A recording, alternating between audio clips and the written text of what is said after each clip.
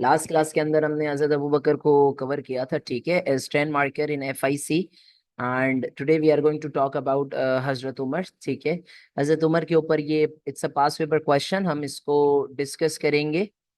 पूरा आज का जो टॉपिक है that would be discuss through this pass paper question, ठीक है। दिस केम अपीयर्ड इन मई जून 2015, ठीक है।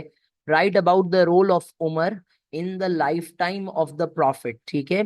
Prophet peace be upon him की जिंदगी के अंदर हजरत उमर का रोल लिखना है आपने, ठीक है। अगेन FIC का क्वेश्चन है, स्ट्रक्चर सुन लें और फिर हम एक्सप्लेनेशन शुरू करते हैं, ठीक है ना। आप अपना पैराग्राफ नंबर 1 लिखेंगे, ठीक है। कोई मैं क्रॉस रेफरेंस क्रिएट कर रहा हूँ, जिसके पास बुकलेट्स हैं वो बुकलेट्स में अपने पास क्रॉस रेफरेंस क्रिएट कर दीजिएगा प्लीज। पैराग्राफ नंबर 1 के अंदर we are going to talk about the background, ठीक है। हजरत उमर का बैकग्राउंड, या फिर you could say early life, ठीक है। पैराग्राफ नंबर 2 के अंदर आप हजरत उमर की कन्वर्जन बताएंगे, ठीक है ना। पूरा कन्वर्जन का जो वाकया है वो बताएंगे, ठीक है। पैराग्राफ नंबर 3 में you are going to talk about his services in Mecca, ठीक है। प्रॉफिट के साथ उनका कैसा इंटरेक्शन रहा इन मक्का, ठीक है। And then you are going to talk about his services in Medina in paragraph number 4। Paragraphing समझ में आ गई? इजी है, ठीक है। और इसी पैराग्राफ के अंदर जो फोर्थ पैराग्राफ होगा हमारा, इसी पैराग्राफ के अंदर यू कैन ऑल्सो एंड या प्रोवाइड योर कंक्लूजन, और कंक्लूजन के अंदर आप क्या लिखोगे वो अभी हम थोड़ी देर में बाद उसके ऊपर करेंगे। आफ्टर प्रॉफिट्स लाइफ के ऊपर हमारा खत्म होगा, ठीक है ना। आप आफ्टर प्रॉफिट्स लाइफ, या फिर यू कैन ऑल्सो कोट हदीस ऑन उमर, प्रॉफिट बीस वी अपॉन हिम की बहुत सारी अहादीस हैं हजरत उमर के ऊपर, तो उनमें से कोई एक आप कोट करेंगे, ठीक है ना। So let's start with P1 से हम अपनी बात स्टार्ट करेंगे, जिसके अंदर हम बैकग्राउंड लिख रहे होंगे, ठीक है। ऑलराइट, ठीक है, मैं यहाँ पर लिख रहा हूँ जो आपका P1 बनेगा। This will be your P1, this will be your P1, ठीक है। आपका P1 यहाँ से आएगा। बायो बायोग्राफिकल स्केच पहले हम डिस्कस कर रहे थे हैं, ठीक है। This is something you have to memorise, इसके अंदर कोई चॉइस नहीं है, ठीक है ना। फॉर इंस्टेंस अभी कैसे पता चलेगा मुझे, चैट में मुझे टाइप करके बताएं हजरत अबू बकर की बर्थ और डेथ कब है। अगर आपको फट से याद आता है कि हजरत अबू बकर की बर्थ 573 AD है और हजरत अबू बकर की जो डेथ है दैट इज 634 AD, तो you are good to go. अगर आपको याद नहीं आता है आपकी तैयारी इनकम्प्लीट है, ठीक है। 24 घंटे होते हैं दिन में, अगर 5 मिनट भी अगर आप लगा देते तो भी आपको ये याद हो जाता, ठीक है। अब हजरत उमर जो थे उनकी जो पैदाइश है वो हजरत अबू बकर से 10 साल छोटे थे, यानी कि हजरत अबू बकर की डेट ऑफ बर्थ ये है, ठीक है। तो हजरत उमर की क्या निकल के आ रही है हमारे सामने, 583। हजरत Umar was born in 583। We all know that हजरत उमर की 10 साल की खिलाफत है after the death of Abu Bakr, 634 से लेकर 644 तक। So he eventually died in 644 AD। And हजरत उस्मान की डेथ कब होगी, 656 AD में, क्योंकि उनकी 12 साल की खिलाफत थी। लेकिन आज हम हजरत उमर के बारे में बात कर रहे हैं। तो हजरत उमर जो थे, he was born in a tribe called Banu Adi, and he came from a very strict sort of family. इनके बारे में मैं थोड़ी देर में आपको बताऊंगा अभी कि मैं क्यों कह रहा हूँ कि हजरत उमर की फैमिली स्ट्रिक्ट थी।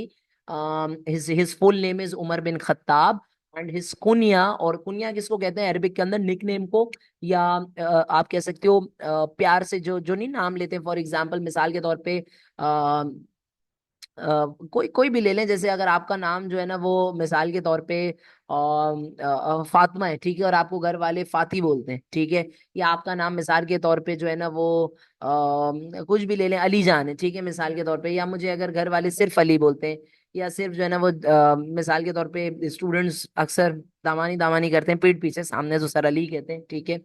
तो कहने का मकसद ये, these are sort of nick names, right. Arabic culture के अंदर भी यही हिसाब किताब था, लोगों के निक नेम हुआ करते थे। तो हजरत उमर का जो निक नेम था वो उनकी बेटी हफ्सा बिनते उमर के नाम पे था, Abu Hafsa. Abu means what, father, and Hafsa means father of Hafsa, which is quite rare. बहुत ऐसे कम कंपेनियंस हैं जिनको अपनी बेटियों के नाम के ऊपर याद किया जाता है। एंड हजरत हफ्सा क्या तो आपको पता है कि she is said to have reported about 60 अहदीस, हजरत हफ्सा के पास जो पहला कंपाइल्ड कुरान है वो आया था हजरत उमर की डेथ के बाद। सो उनका भी खुद का एक कंट्रीब्यूशन बहुत ज्यादा है। He is the father of Hazrat Hafsa, who was also the wife of Holy Prophet peace be upon him। तो इनका Prophet peace be upon him के साथ रिलेशन क्या है? ये Prophet peace be upon him के जो है ना वो ससुर जी हैं, ठीक है ना, Hazrat Umar Prophet peace be upon him के फादर इन लॉ हैं। इसी तरह एक father in law Abu Sufyan भी थे, जिनकी बेटी उम्मे हबीबा या रमला बिनते अबू सुफियान से holy prophet peace be upon him की शादी हुई थी। ये मैं कॉन्क्वेस्ट ऑफ मक्का पढ़ाते हुए बात जो है ना वो बताई भी थी। एनी हाउ, तो इनका ताल्लुक जो है ना वो बनु अदी से था। इनके जो फादर थे Khattab bin Nufayl, he was a very strict man. वो हजरत उमर को ना ज्यादा सोने देते थे। वो हजरत उमर को बार बार डांटते थे, मोटिवेट करते थे कि काम करो, काम में कोई जो है ना वो आपने शॉर्टकट नहीं मारना है, मेहनत करवाते थे, ठीक है ना।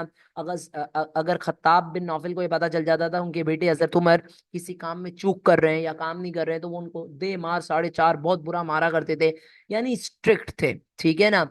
और इनकी जो मदर थी, हर नेम वाज हंतमा, ठीक है। मदर के ऊपर आज से जितनी ज्यादा डिटेल्स अवेलेबल नहीं है, बट फादर के बारे में बताया जाता है कि his father use to beat him जब भी हजरत उमर कोई कोताही करते थे या कोई गलती करते थे। अच्छा, अब let's move on. Hazrat Umar जो थे उनकी फैमिली बड़ी स्ट्रिक्ट थी, तो ऐसे ही बच्चे फिर जिंदगी में कोई कामयाबी हासिल करते हैं। हजरत Umar was one of the few literate Meccans who could read और राइट, यानी हजरत उमर वाज लिटरेट, हजरत Umar was literate, he was the few one of the few Meccans. उस जमाने में लिखने पढ़ने का रिवाज इतना नहीं था। क्यों नहीं था लिखने पढ़ने का रिवाज? उस जमाने में लोग चीजों को याद किया करते थे, मेमोराइज किया करते थे। लेकिन Hazrat Umar was one of the few literates in Mecca, so he could read and write. इसीलिए Hazrat Umar was also one of the scribes of the divine revelations। you can also add this in your answer, ठीक है ना, later on। अच्छा, तो Hazrat Umar जो थे इनकी हमारे पास जो है ना वो ये बेसिकली अर्ली लाइफ है। इसी तरह हजरत उमर का अगर आप फिजिकल अपीयरेंस पूछें, ही वाज टॉल, ठीक है, he had a strong built, he was and therefore traditions ये बताती हैं कि ही was also fond of wrestling, ठीक है ना। कुश्ती वगैरह के बड़े जो है ना वो माहिर थे और बहुत शौक से किया करते थे। हंटिंग का भी शौक था, लेकिन कुश्ती का कुछ ज्यादा ही शौक था, रेसलिंग का, ठीक है। एक एक एक जो है ना वो चीजें होती थी उस जमाने में, जिसको हम कहते हैं, एक मेला लगता था, द फेयर ऑफ उकज, ठीक है ना। तो ऐसे बड़े बड़े जो फेयर्स लगते थे, सालाना मेले लगते थे, उसमें हजरत उमर फाइट किया करते थे, रेसलिंग किया करते थे, ठीक है ना। तो हजरत उमर की बिल्ड भी बड़ी काफी टॉल और स्ट्रांग थी, मतलब एक देखने में ऐसा लगे कि हाँ भाई, कोई एक मजबूत man is standing in front of you, ठीक है ना। तो ये हजरत उमर के बारे में डिस्क्रिप्शन था। हजरत उमर जो है ना वो इस्लाम कबूल करने से पहले he was also very fond of drinking, ठीक है ना। हजरत उमर की अक्सर ये आदत हुआ करती थी कि महफिल लगाते थे दोस्तों के साथ, and use to gamble, he use to drink before his conversion to Islam. पढ़े लिखे थे तो शेर व शायरी का भी बहुत शौक था, खूबसूरत भी बहुत थे, लंबा कद था, हैंडसम भी बहुत थे। बट खसलत इस्लाम आने से पहले, क्योंकि उस वक्त तक अल्लाह ताला ने इनको हिदायत नहीं दी थी, सो अरब के अंदर खमर बहुत ज्यादा इस्तेमाल की जाती थी। So he was very fond of खमर, he was very fond of drinking, ठीक है ना। नाउ, हजरत उमर का ये आपका पैराग्राफ नंबर 1 बनेगा जो मैंने यहाँ पर हाईलाइट करवाया। This is about his background and early life, and this is all about before the advent of Islam, before Islam. ठीक हो गई बात? ये हमारा पैराग्राफ नंबर 1 बनेगा। अब जो पैराग्राफ नंबर 2 है, अगर आपको हजरत अबू बकर वाला आंसर याद हो, तो उसके अंदर मैंने कन्वर्जन के लिए अलग पैराग्राफ नहीं क्रिएट करवाया था। इनकी कन्वर्जन के अंदर you will create a separate paragraph. आपका पूरा पैराग्राफ नंबर 2 जो है, it would be dedicated, it should be a separate paragraph, paragraph number 2, it should be dedicated on the conversion of हजरत उमर। अभी हजरत उमर की कन्वर्जन का जरा वाकया सुने जल्दी से। भाई, हजरत उमर की कन्वर्जन का वाकया ये है कि एक दिन हजरत उमर, मैंने आपको थोड़ी देर पहले बताया, Hazrat Umar was very fond of drinking. शाम में अक्सर वो अपने दोस्तों के साथ महफिल लगाया करते थे, जवानी थी, ठीक है ना। अब आप इसको ऐसे इस चीज को समझने की कोशिश करें कि इस्लाम के आने में, और उस वक्त हजरत उमर की एज तकरीबन 30 साल है। 583 में हजरत उमर की पैदाइश है, 610 में इस्लाम आया है। तो अब आप हिसाब कर लें, यहाँ से 27 ईयर्स के थे हजरत उमर जब इस्लाम आया, यंग, नौजवान। तो शराब का शौक था, तो हजरत उमर जो है ना वो एक हस्बे मामूल एज पर इज रूटीन हजरत उमर अक्सर अपने दोस्तों के साथ शराब पिया करते थे। तो वो एक दिन जो है ना वो चले गए जहाँ पर शराब मिला करती थी, यानी कि स्टोर पर चले गए जहाँ से खमर मिला करती थी। और उनका प्लान था कि भाई जिस तरह हर रोज दोस्त स्टोर पर आते हैं, तो जाहिर सी बात है डेफिनेटली आज भी आए होंगे, लेट्स गो पार्टी करेंगे। हजरत उमर जैसे ही वहां पर शराब के स्टोर पर पहुंचते हैं तो वो ये देखते हैं कि स्टोर बंद। आसपास देखते हैं, भाई जाहिर है स्टोर बंद, तो उनके दोस्त भी नहीं आए, आसपास दोस्त भी नहीं मिलते। अब हजरत उमर बोलते हैं कि चलो ठीक है ये स्टोर बंद है, कहीं और जाले जाते हैं। ठीक है, हजरत उमर दूसरे स्टोर गए, वो भी बंद मिलता है, दोस्त भी नहीं मिलते। अब शराब की तलब बढ़ती जा रही, जैसे जैसे टाइम बढ़ता जा रहा है हजरत उमर की तलब बढ़ती जा रही है। फिर कहा जाता है he went to another store, वो भी बंद, ना दोस्त दिखाई दे रहे हैं। हजरत उमर कहते हैं कि आज लगता है नसीब में बैठ के दोस्तों के साथ शाम एंजॉय करना लिखा हुआ नहीं है। टेम्पटेशन बढ़ती जा रही है, जिसकी आदत हो दिन में एक मर्तबा, जैसे मिसाल के तौर पे हैबिट बन गई है शराब की, तो बॉडी है ना हमारी, बायोलॉजिकली हमारी बॉडी ऐसी है कि उसकी तलब बढ़ती जाती है। तो Hazrat Umar was getting thirsty, he wanted to taste that, to taste खमर, क्योंकि इट वॉज रूटीन दोस्तों के साथ चिल करना था। तो हजरत उमर को ये रियलाइज हो जाता है कि आज अजीब इत्तेफाक है यार, कोई भी स्टोर में नहीं है, दोस्त भी नहीं मिल रहे। तो हजरत उमर ये तय कर लेते हैं कि भाई शराब तो आज मिलनी नहीं है, अब किसी तरह मैं अपनी टेम्पटेशन को कंट्रोल करूं। अब टेम्पटेशन को कंट्रोल कैसे करें? हजरत उमर ये डिसाइड करते हैं कि I would go to holy Kaaba, और काबा के इर्द गिर्द मैं जोर जोर से तवाफ करूंगा, जोर जोर से जो है ना वो राउंड्स जो है ना वो वॉक करूंगा, थक जाऊंगा, घर जाकर सो जाऊंगा, शराब की तलब बुझ जाएगी, शराब की तलब मिट जाएगी। अब अच्छा, अब हजरत उमर जो है ना वो डिसाइड करके होली काबा में पहुंचते हैं। जैसे ही होली काबा में हजरत उमर पहुंचते हैं, तो वो ये नोटिस करते हैं, now imagine this is the holy Kaaba's cube for instance, मिसाल के तौर पे यहाँ पर हजरत Umar somewhere, Hazrat Umar is standing here, this is right away holy prophet's spot, this is the spot where holy prophet peace be upon him is standing, this is the spot where Hazrat Umar is spending। ठीक है ना? अब हजरत उमर ये notice करते हैं, क्या notice करते हैं? हजरत उमर नोटिस करते हैं कि ये तो Mohammad piece be upon him है। अच्छा, अब हजरत उमर को गुस्सा बहुत आया हुआ है।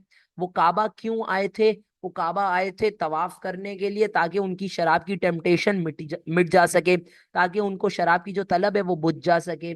तो स्पॉट, ये Holi prophet peace be upon him खड़े हुए होते हैं इस स्पॉट पे, हजरत उमर पीछे आके खामोशी से खड़े हो जाते हैं। हजरत उमर जैसे ही खामोशी से पीछे खड़े होते हैं, तो holy prophet peace be upon him क्या करते हैं? इस वक्त holy prophet peace be upon him is doing his इबादा, holy prophet peace be upon him is doing his worship, holy prophet peace be upon him is reciting the verses from holy Quran. Quran के अंदर he was reciting the verses of सूरह हाक, ठीक है, HAAQ, सूरह हाक, उसकी तिलावत कर रहे होते हैं Hazrat holy prophet peace be upon him. तो हजरत उमर उस तिलावत को सीक्रेटली पीछे आके खड़े होके सुनते हैं। Holy prophet peace be upon him does not know that Umar is standing right back. अच्छा, हजरत उमर ने ये इरादा कर लिया होता है कि शराब तो मिली नहीं। अब जाहिर सी बात है, काबा जब गए थे, काबा में क्या इंटेंशन थी?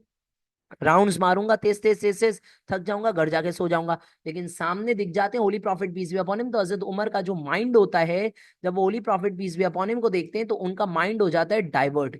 माइंड क्या हो जाता है? माइंड हो जाता है डाइवर्ट। अब जैसे ही उनका माइंड डाइवर्ट होता है, तो वो ये बोलते हैं कि आज मैं prophet peace be upon him को किल कर दूंगा, क्योंकि जाहिर सी बात है prophet peace be upon him Islam फैला रहे हैं, एंड इस्लाम फैलाते हुए holy prophet peace be upon him को 5 साल हो चुके हैं। And Hazrat Umar converted in the 6th year of prophethood, ठीक है, converted in the 6th year of prophethood, ठीक है ना?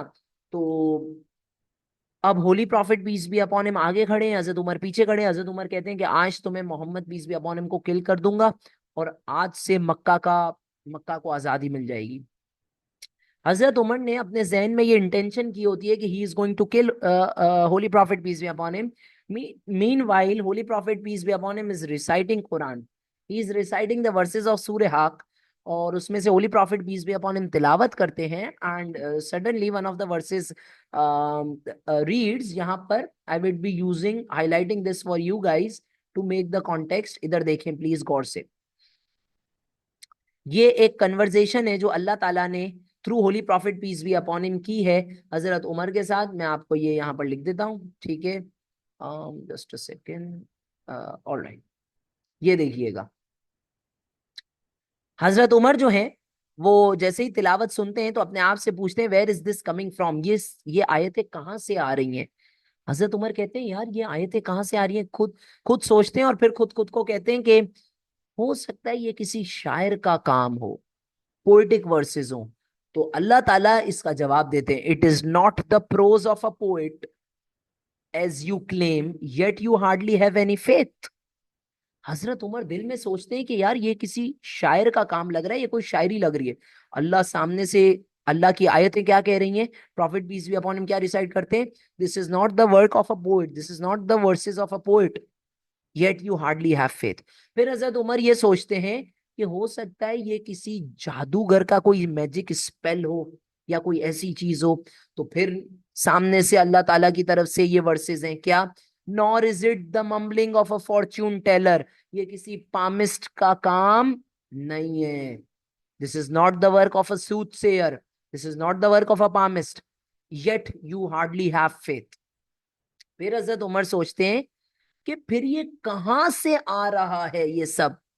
कुरान की रेसिटेशन इतनी मेजमराइजिंग होती है, उसका रिदम इतना अच्छा होता है कि पहले क्या सोचते हैं हजरत उमर, कुरान सुनते हैं और सोचते हैं कि भाई ये हो सकता है किसी शायर का काम हो। अल्लाह की तरफ से आयत रिवील होती है शायर का काम नहीं है, जाग जाएं।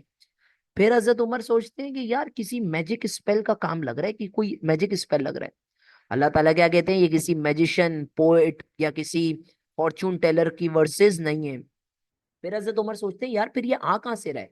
तो अल्लाह ताला क्या जवाब देते हैं, अल्लाह ताला जवाब देते हैं, it is a revelation from the lord of all worlds, तमाम जहानों के खुदा की तरफ से ये रेवलेशन है। तो हजरत उमर जैसे ही ये सुनते हैं फिर ये पूछते हैं, हजरत उमर सोचते हैं दिल में कि क्या Muhammad peace be upon him, Muhammad अपनी मर्जी से तो ये सब नहीं बना रहे। तो इतनी सख्त आयत आ जाती है कि अगर मोहम्मद हमारे नाम से कुछ भी एक अल्फाज भी बना दें तो हम मोहम्मद को उनकी शेरग से पकड़ लेंगे। यानी अल्लाह ने Muhammad peace be upon him को भी ये इजाजत नहीं दी कि वो कुरान में इतनी सी भी छेड़छाड़ करे। इतनी मुकद्दस किताब है कुरान। और जैसे ही ये सुनते हैं हजरत उमर थोड़े से डर जाते हैं। हजरत उमर ये सब दिल में सोच रहे हैं, जवाब सामने से मिल रहा है। हजरत holy prophet peace be upon him is reciting all the verses which are answering the questions of हजरत Umar. This is mesmerising. This is the first time जब हजरत उमर के दिल में ईमान आ जाता है। हजरत उमर सेज कि भाई ये कोई नॉर्मल काम नहीं है। अच्छा, लेकिन हजरत उमर अभी इस्लाम एक्सेप्ट नहीं करते। ये पहला मौका था जब उनके दिल में इस्लाम के सीड्स तो आ चुके हैं लेकिन उन्होंने अभी इस्लाम एक्सेप्ट नहीं किया है। अच्छा, एक दिन क्या होता है, एक दिन कुरैश जो है वो हस्बे मामूल बैठी भी होती है। अबू जहल साहब चौधरी बन के बैठे हुए होते हैं, सारे जो कुरैश के जाहिल हैं उनको लीड कर रहे होते हैं। और अबू जहल जो है ना वो महफिल में बोलते हैं, Muhammad peace be upon him ने हमारे फोर फादर्स के रिलीजन को इंसल्ट किया है, हमारे बुतों को बुरा भला कहा है। अगर कोई ऐसा शख्स है जो हमें मोहम्मद से आजादी दिलवाएगा मैं उसे 100 लाल ऊंट दूंगा और 100 उकिया, उकिया किसको कहते हैं, पाउचेस ऑफ सिल्वर, मैं उसे 100 लाल ऊंट दूंगा, मैं उसे 100 पाउचेस दूंगा सिल्वर की। हर कोई ये सुनता है, आपस में बातें करते हैं। ये हजरत उमर भी सुन लेते हैं। हजरत उमर जैसे ही ये सुनते हैं उनको लालच आ जाती है कि 100 ऊंट मिलेंगे यार। और उस जमाने में ऊंट का मतलब है मर्सिडीज। आज हमारे लिए मर्सिडीज है ना, उस जमाने की मर्सिडीज क्या थी भाई, रेगिस्तान के लोगों के लिए ऊंट।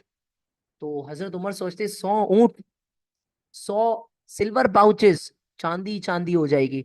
हजरत उमर के दिल में लालच आती है और हजरत उमर कहते हैं आज तो मैं जाके holy prophet peace be upon him को एग्जीक्यूट कर दूंगा, किल कर दूंगा। Holy prophet peace be upon him इस वक्त दारे अरकम में मौजूद है। Holy prophet peace be upon him कहां पर मौजूद है, दारे अरकम, ठीक है, या जिसको आप दारुल अरकम भी कह सकते। This is the house of Hazrat Arkham, जहां पर होली प्रॉफिट सेक्रेटली प्रीच किया करते थे। ठीक है, मुसलमान यहाँ पर मिला करते थे। First learning centre of Islam in Mecca is Darul Arkham. ठीक है। अच्छा, तो अब क्या सीन होता है, हजरत उमर तलवार लेते हैं अपने हाथ में और कहते हैं आज मैं जाके profit peace be upon him, Mohammad piece be upon him को एग्जीक्यूट कर दूंगा, किल कर दूंगा। बीच रास्ते में हजरत उमर के एक दोस्त Nuaim bin Abdullah, please don't confuse him with Nuaim bin Masud. Nuaim bin Masud ने बाद में इस्लाम कबूल किया था ट्रेंच के मौके पर, बैटल ऑफ ट्रेंच के मौके पर। यानी माइग्रेशन टू मदीना के भी 5 साल बाद, Nuaim bin Abdullah was an early convert who was a friend of Umar and who had secretly converted to Islam. लेकिन नईम बिन अब्दुल्ला ने ये बात हजरत उमर को नहीं बताई है। हजरत उमर जैसे ही गुस्से में तलवार लिए जाते हैं, नईम बिन अब्दुल्ला बीच में मिल जाते हैं। नईम बिन अब्दुल्ला कहते हैं, उमर कहाँ जा रहे हो? उमर कहते हैं बस छोड़ दो। नईम बिन अब्दुल्ला समझ जाते हैं कि भाई कुछ मामला तो है।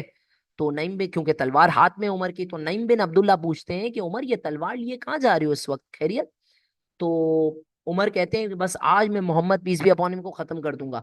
तो नईम बिन अब्दुल्ला कहते हैं रुको जरा, सबर करो। अगर तुमने मोहम्मद को इतना सा भी कुछ करने की कोशिश की ना, तो अबू तालिब जिंदा है अभी, बनु हाशिम तुम्हें छोड़ेगा नहीं। उमर कहते हैं जो होगा मैं देख लूंगा, कोई मसले वाली बात नहीं है। क्योंकि गुस्सा इतना था, लालच भी आ गई थी कि भाई 100 ऊंट मिलने वाले, 100 पाउचेस ऑफ सिल्वर मिलने वाले। फिर नईम बिन मसूद कहते हैं अच्छा रुको, 1 मिनट सुनो तो उमर, मोहम्मद को कुछ करने से पहले तुम अपने घर के हालात तो देखो। अब नईम बिन अब्दुल्ला का यहाँ पर कहने का क्या मकसद है कि अपने घर के हालात देखो? हजरत उमर की एक बहन थी, फातिमा बिनते खत्ताब, जिनके हस्बैंड थे सईद बिन जैद, जो कि अशरा मुबशरा में भी शामिल है। फातिमा बिनते खत्ताब जो थी, उन्होंने इस्लाम कबूल कर लिया था सीक्रेटली। हजरत उमर को ये बात पता नहीं थी। तो नईम बिन अब्दुल्ला कहते हैं तुम अपने घर के हालात तो देखो। हजरत उमर कहते हैं क्या मतलब? हजरत उमर समझ जाते हैं कि ये घर के हालात से मुराद क्या है। नईम बिन अब्दुल्ला कह रहे हैं कि मेरी बहन ने भी Muhammad peace be upon him की बातें मान ली है और उन्होंने इस्लाम कबूल कर लिया है। अब हजरत उमर बोलते हैं कि Muhammad peace be upon him को तो मैं बाद में किल करूंगा, पहले मैं जाऊंगा अपनी बहन को और उसको ठिकाने लगाऊं। तो हजरत उमर भागते हैं और अपनी बहन फातिमा बिनते खत्ताब के घर पहुंच जाते हैं। नॉक करते हैं। जैसे ही नॉक करते हैं तो आवाज देते हैं अना उमर, मैं उमर हूं, मैं आया हूं। तो फातिमा, जो उनकी बहन होती है हजरत उमर की, वो और उनके हस्बैंड सईद बिन जैद उस वक्त सूरह तौहा रिसाइट कर रहे थे। उनके पास पार्चमेंट पर लिखी हुई थी, पेपर पर, तो वो सूरह तौहा रिसाइट कर रहे थे। वो जाके जल्दी से छुपाती हैं। वो देखती हैं अगर उमर ने देख लिया तो वो पता नहीं न जाने क्या करे। वो जल्दी से छुपाती हैं, फातिमा और उनके हस्बैंड सईद बिन जैद। हजरत उमर ने बार सुन लिया होता है कि ये दोनों कुछ रिसाइट कर रहे हैं, और ये समझ जाते हैं हजरत उमर के भाई ये कुरान की रेसिटेशन हो रही है। हजरत उमर दोबारा ठक ठक करते हैं। फातिमा दरवाजा खोलती है, सईद बिन जैद दरवाजा खोलते हैं, कहते हैं आए उमर। आ, हालचाल पूछते हैं, बातचीत करती हैं। हजरत उमर कहते हैं सब छोड़ो, मुझे बताओ तुम लोग किस चीज की तिलावत कर रहे थे, क्या रिसाइट कर रहे थे, मैंने खुद सुना है। फातिमा कहती है नहीं, हम कुछ भी नहीं, हम तो बस बात कर रहे थे। फातिमा झूठ मत बोलो, मैंने खुद सुना है। सईद बताओ मुझे क्या, किस चीज की तिलावत चली थी, किस चीज की जो, किस चीज की रेसिडेशन चल रही थी? तो वो आपस में थोड़ा घबरा जाते हैं। वो बोलते हैं नहीं नहीं, कुछ भी ऐसी बात नहीं है। हजरत उमर कहते हैं मुझे बताओ, और इस दौरान हजरत उमर अपना हाथ उठा लेते हैं हजरत फातिमा के ऊपर, फातिमा बिनते खत्ताब यानी अपनी बहन के ऊपर हाथ उठा लेते हैं। सईद बिन जैद को गुस्सा आता है कि मेरी जाहिर है कि ठीक है, उनकी वाइफ है, यानी उनकी बहन है, लेकिन सईद बिन जैद की तो वाइफ बन चुकी है। तो सईद बिन जैद को गुस्सा आता है कि हाथ कैसे उठाया तुमने। तो आपस में इनकी थोड़ी सी लड़ाई झगड़ा हो जाता है। और लड़ाई झगड़े का नतीजा ये निकलता है कि सईद बिन जैद को भी मारते हैं हजरत उमर, और फातिमा को भी मार के मुंह उनका फातिमा का फट जाता है, वो भी गिर जाती है। फिर उनको जैसे ही जायरे की बहन को खून निकल आया, थोड़ा रियलाइज होता है हजरत उमर को कि यार ये मैंने क्या कर दिया, अपनी बहन को ही जख्मी कर दिया। हजरत उमर कहते हैं मुझे बताओ तुम लोग क्यों मुझे परेशान कर रहे हो? तो फातिमा जवाब देती है कि हम लोग कुरान की तिलावत कर रहे थे, लेकिन मैं आपको, हजरत उमर कहते हैं अच्छा मुझे ला के दिखाओ। फातिमा कहती है मैं आपको नहीं दिखा सकती क्योंकि आप इस वक्त अनक्लीन है, you are an unclean polytheist. आप इस वक्त अनक्लीन है, नापाक है, मैं आपको वजू के बगैर कुरान के। हजरत उमर वॉश करते हैं अपने जिस्म, हाथ पैर साफ पाक हो जाते हैं। हजरत उमर वो देखते हैं, सूरह तौहा लिखी हुई होती है। हजरत उमर उसको देखते हैं और आपके सामने है वर्सेस, खुद मजे लेके पढ़े। सूरह तौहा की आयत number 14, indeed I am Allah, there is no deity except me, so worship me and establish prayer for my remembrance. कैसा मेस्मराइजिंग इवेंट है, ठीक है ना? हजरत उमर ये आयतें पढ़ते हैं, हजरत उमर शॉक्ड हो जाते हैं। हजरत उमर इसके बाद वहां से चले जाते हैं, तलवार उनके वही हाथ में रहती है। And Hazrat Umar directly goes to दारे अरकम, जहां पर उनको जाना होता है। अब दारे अरकम जैसे ही पहुंचते हैं हजरत उमर, तो जो विंडोज होती हैं उनसे चंद सहाबा देख लेते हैं कि उमर आ रहे हैं। तो सहाबा दरवाजे वगैरह सब बंद करते हैं, विंडोज वगैरह सब बंद करते हैं। और इतने में बाहर अंदर से दारुल अरकम में हजरत हमजा भी वहीं मौजूद होते हैं। हजरत हमजा कहते हैं क्या हुआ, ये क्यों सब विंडोज वगैरह सब बंद कर रहे हैं? तो साहबा कहते हैं कि उमर आ रहे हैं और उमर के हाथ में तलवार है, न जाने वो आके क्या करें। हजरत हमजा कहते हैं आने दो उमर को, आने दो। अगर अल्लाह ने उसके हक में बेहतरी लिखी हुई तो आज वो इस्लाम कबूल करेगा, वरना वो तलवार जिस जो वो ला रहा है इस इरादे से कि मैं मोहम्मद को जख्मी करूंगा, मैं उसी की तलवार से उसको मार दूंगा। अब आप यहाँ पे लेवल इमेजिन करें, हजरत उमर के बारे में जो ये बात कह सकते हैं वो खुद कितने पावरफुल होंगे। सैयदुल शोहदा, none one and the only हजरत हमजा, होली प्रॉफिट के चचा। हजरत उमर आते हैं, हजरत उमर आके गिर जाते हैं, हजरत उमर घुटनों पे बैठते हैं, प्रॉफिट के सामने सामने होते हैं, प्रॉफिट के हाथ के कहते हैं O prophet, I bear witness that there is no God except Allah and Muhammad is the last and final messenger of Allah ताला, ला इलाहा इल्लल्लाह मोहम्मदुर रसूलुल्लाह। जैसे ही ये हजरत उमर कलमा पढ़ते हैं, पूरे रूम में खुशी फैल जाती है, हर तरफ, हर तरफ खुशी फैल जाती है। अंदर से एक कंपेनियन है जिनके ऊपर भी बहुत ज्यादा जुल्म हुआ है, जिनका नाम है हजरत खब्बाब, यहाँ शायद नहीं लिखा हुआ, खब्बाब बिन अरात, ठीक है। इनके ऊपर बड़ा जुल्म हुआ था, और इनके एक बेटे थे अब्दुल्ला बिन खब्बाब, जिनके जिनके ऊपर हजरत अली के दौर में जुल्म हुआ, खारजाइट्स ने किया था वो। तो खब्बाब बिन अरात जो हैं, जो अर्ली कन्वर्ट हैं, जिनको कुरैश, जिनकी नेक भी ट्विस्ट करती थी, कोयले का धुआं देती थी, खब्बाब बिन अरात जोर से सुभान अल्लाह कहते हैं कि उमर ने इस्लाम कबूल कर लिया, ठीक है ना। और तो इस तरीके से हजरत उमर ने जो है ना वो इस्लाम पूरा जो है ना वो कबूल किया।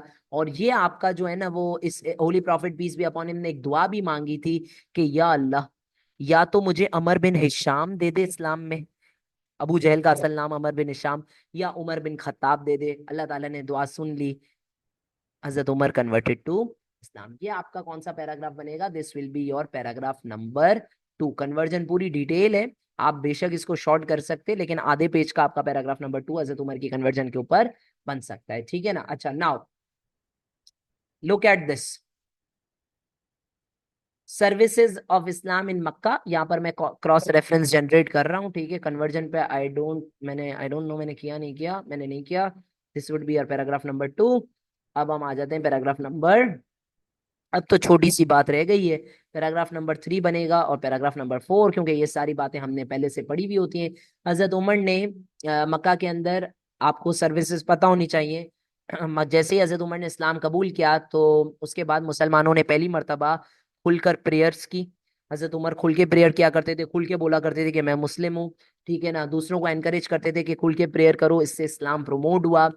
During the boycott of Banu Hashim, 7th year of prophethood से 10th ईयर ऑफ प्रॉफिटहुड तक, हजरत उमर ने मुसलमानों को सप्लाईज पहुंचाते रहे। इस बॉयकॉट ऑफ बनु हाशिम में मुसलमान कहाँ थे? शेब अबी तालिब। प्लेजेस ऑफ अकाबा के अंदर, जो कि 11th ईयर ऑफ प्रॉफिटहुड में हुए थे, हजरत उमर ने अकम्पनी किया था prophet peace be upon him को, ठीक है ना। और जब Holi prophet peace be upon migration के बाद मक्का से मदीना चले गए, हजरत उमर भी गए थे। हजरत उमर आखिरी बार जाते जाते काबा के अंदर खुल कर प्रेयर करके गए थे, ये बता के गए थे कि इस्लाम किसी से डरता नहीं है, इस्लाम किसी के ऊपर वो नहीं है, ठीक है ना। तो ये उनकी जो है ना वो खिदमात हैं इन मक्का, ठीक है ना। हजरत उमर ने, आप ये भी लिख सकते हो कि prophet peace be upon him को जब अल इसरा और मेराज हुई तो Hazrat Umar also believed in that, ठीक है।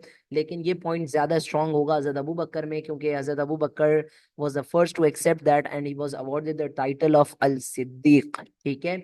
नाउ इनकी जो हजरत उमर की जो सर्विसेज हैं मदीना के अंदर, वो आपको पता है कि he fought in the battle of Badr, he fought in the battle of Uhud. Battle of Uhud जब खत्म हुई तो अबू सुफियान जब ओहद की पहाड़ी पर चढ़कर ये बोल रहा था कि आज हमारे बुतों ने अपनी पावर दिखाई है, तो holy prophet peace be upon him ने हजरत उमर को भेजा था और कहा था कि जाएं और अबू सुफियान को जाके बोलें कि अपना मुंह बंद करे, मोहम्मद अभी भी जिंदा हैं और Muhammad peace be upon him इस्लाम फैलाना नहीं छोड़ेंगे। So Hazrat Umar went and conversed with Abu Sufyan, he also participated in Uhud, ठीक है ना। तो ओहद के बाद उन्होंने ये काम भी किया था। इसके अलावा ओहद में आपको याद होगा कि मुसलमान जो है ना वो भाग गए थे जब अबू सुफियान, खालिद बिन वलीद ने पीछे से अटैक कर दिया था। तो उस वक्त prophet peace be upon him को डिफेंड करने के लिए चंद एक कंपेनियंस बचे थे, उनमें से हजरत उमर भी एक थे, ठीक है। इसी तरह Hazrat Umar also participated in the battle of trench. आपको ट्रीटी ऑफ हुदैबिया का याद होगा, 6 AH के अंदर ये ट्रीटी साइन की गई थी, the treaty of Hudaibiya 6 AH। हजरत उमर को ये टर्म्स एंड कंडीशंस अच्छी नहीं लगी थी, तो हजरत उमर ने परमिशन मांगी थी कि या रसूलुल्लाह मुझे आप परमिट करें तो मैं अभी अपनी जान देने को तैयार हूं, लेकिन हमें किसी चीज के ऊपर कॉम्प्रोमाइज करने की जरूरत नहीं है, ठीक है ना। इसी तरीके से conquest of Mecca which is 8th AH, Medina हिजरत के 8वें साल बाद जब मुसलमानों ने मक्का को कॉन्क्वेस्ट किया, तो कॉन्क्वेस्ट ऑफ मक्का से एक शाम पहले अबू सुफियान आए थे, याद होगा आपको, मैंने बताया था अबू सुफियान आए थे, हजरत अब्बास को बोला था कि मेरी सिफारिश करें, मुझे प्रॉफिट बीस व्यापार से मुलाकात करवाएं। तो उस वक्त भी हजरत उमर ने परमिशन मांगी थी कि या रसूल अल्लाह मुझे परमिशन दे, मैं अबू सुफियान का इस वक्त सर धड़ से अलग कर दूं, ठीक है। तो these were his services in terms of power.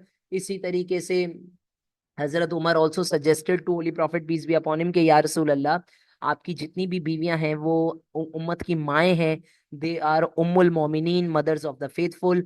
लिहाजा मैं आपको ये सजेशन देना चाहता हूँ कि चूंकि वो हमारी उम्मत की माएँ हैं, ठीक है ना, तो आप उनको जो है ना वो पर्दे में रखें। और इस इंसिडेंट के बाद वर्सेस फ्रॉम सूरह हिजाब वर ऑल्सो रिवील्ड, यानी हजरत उमर ने मशवरा दिया था prophet peace be upon him को कि आप एनकरेज करें कि आपकी जो बीवियां हैं वो कम से कम निकलें घर से, कोई भी काम हो हम करने को तैयार हैं, आपके घर की चौखट पर वो काम हो जाया करेगा या रसूल अल्लाह। ये हमारी उम्मत की माँ है और हम चाहते हैं हमारी माओ की इज्जत टॉप से टॉप से टॉप से टॉप पर हो, तो हम चाहते हैं कि आप इनको पर्दे में रखें। और उसके बाद सूरह हिजाब की आयतें भी नाजिल हुई। आपको याद होगा तबूक एक्सपीडिशन के मौके पर हजरत अबू बकर ने अपनी पूरी वेल्थ दी थी, हजरत उमर ने अपनी हाफ वेल्थ डोनेट की थी, ठीक है।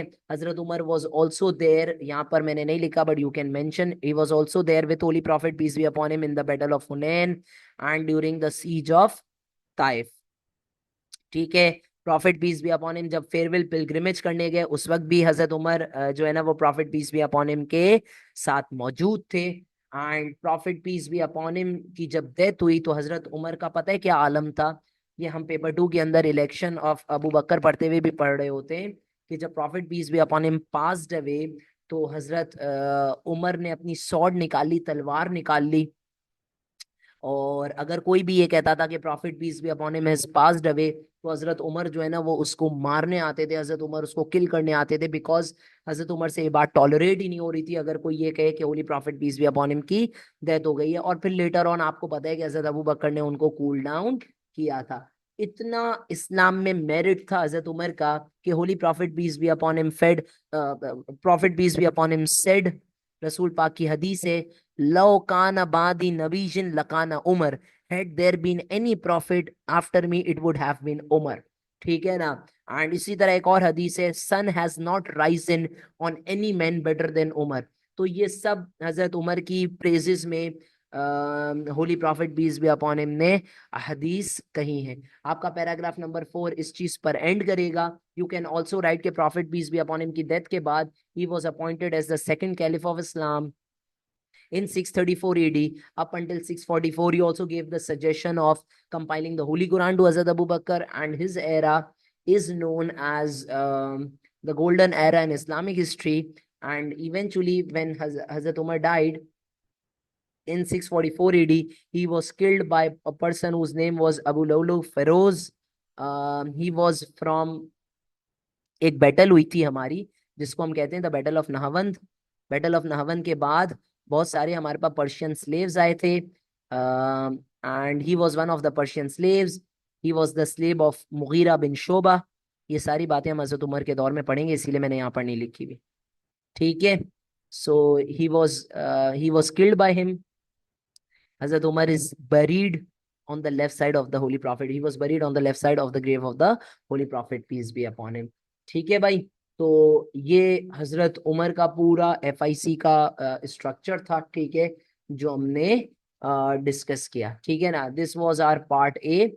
Just quickly last minute, just quickly look at this part B. What lessons can Muslims learn from Umar's conversion? आप ये लिख सकते हो कि हजरत उमर ने खुलकर इस्लाम कबूल किया, तो आज हमें ये लेसन मिलता है कि इस्लाम कबूल करने में किसी किस्म की शर्म नहीं होनी चाहिए। हजरत उमर ने इस्लाम कबूल करके मुसलमानों को प्रोमोट किया, एनकरेज किया कि खुल के इबादत करें, खुल के नमाज पढ़ें। तो आज मुसलमानों को ये लेसन मिलता है कि जब हम इस्लाम कबूल कर लें तो हमें किसी से ढके छुपे नमाज पढ़ने की जरूरत नहीं है। इसराइल में भी अगर रहो तो भी यहूदियों के बीच खुल्लम खुल्ला नमाज पढ़ो और देखो तुम्हें कौन तकलीफ देता है। ठीक है ना। तो दिल बड़ा होना चाहिए, कॉन्फिडेंस होना चाहिए।